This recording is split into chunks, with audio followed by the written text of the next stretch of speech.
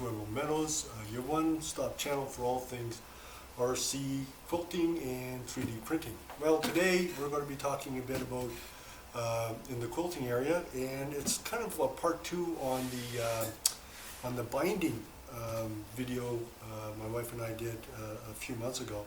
This is mitering the corners, and the reason why I'm doing a video is because every time I need to bind a corner, I need to go and bug my wife and say, how do I do this again? And I figured, well, this would be a good time to actually do a video for myself and share it with others. Hopefully this will help them in doing their binding when they're trying to miter the corners. There's a couple of ways of doing it, but this is one that I feel works well and it's easy to learn. So what we're going to do is I'll do a close-up showing you how to actually do a binding to the edge of a quilt and mitering the corners. So let's get started. As a follow-up to the binding, joining the binding video, this one here is we're going to talk about the mitering the corner. So the first thing we do is we take our binding and we lay it down on the edge of the fabric, and as before, leave a tail. If you're just starting this, leave a tail so that you can join your binding at the end.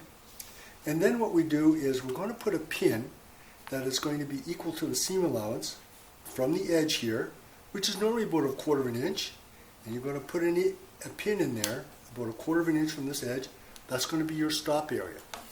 So we're going to sew down to where the pin is. We're going to backtrack a bit to lock it, and then after we're done, we're going to pull it out of the machine, and we're going to fold the binding up so that it is aligned to the edge of the fabric here, so that this is aligned.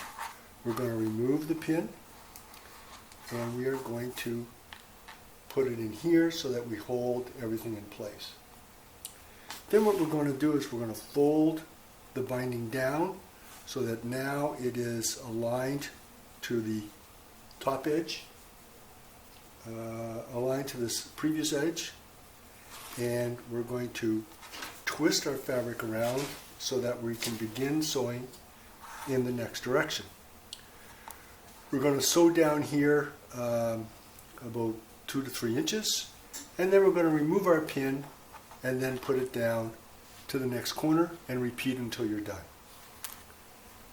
Now what we're going to do is, as we mentioned, is we're going to put our pin at the seam allowance, which is normally 1/4 of an inch from the edge, and we're going to sew up to this area.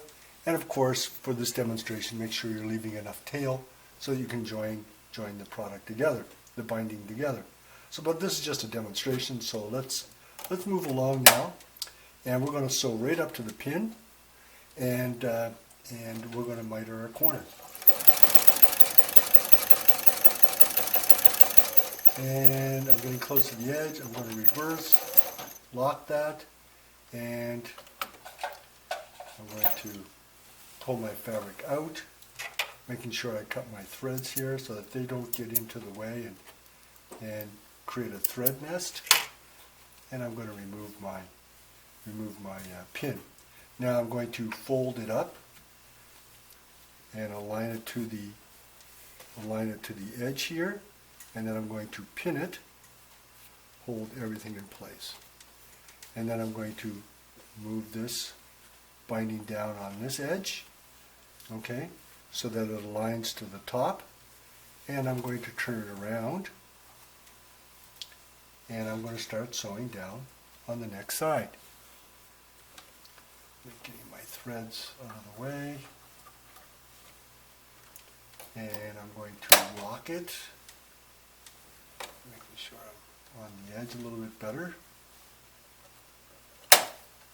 and locking it there with a reverse. Come down here a bit, and I'm going to remove my pin from here, and I'm going to move it down to my next edge, which is 1/4 of an inch to my next corner, which is 1/4 of an inch from the edge, and I'm simply going to sew down to this corner, like so, locking it as I did before, and I can pull this pin out. Okay, well, I hope you enjoyed this video on binding the corners. Like I said, I'm getting ready to do a binding here for another project, and I didn't want to use the black because bloody black is almost invisible. So I hope you enjoyed this video, and if you did, say like, and please subscribe to the channel, and have a great day. Bye-bye.